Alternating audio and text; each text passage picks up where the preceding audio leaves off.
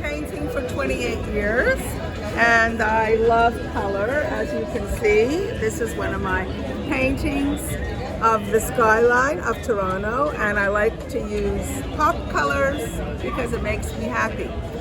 Beautiful. Most of my art is very colorful, and I do a lot of most it's Ontario, and animals, and whimsical, and of course cats.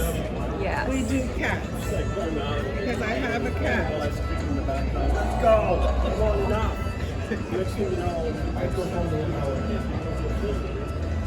And flowers. This one is beautiful. I do the alcohol ink on tile. And you can only get these colors with this medium.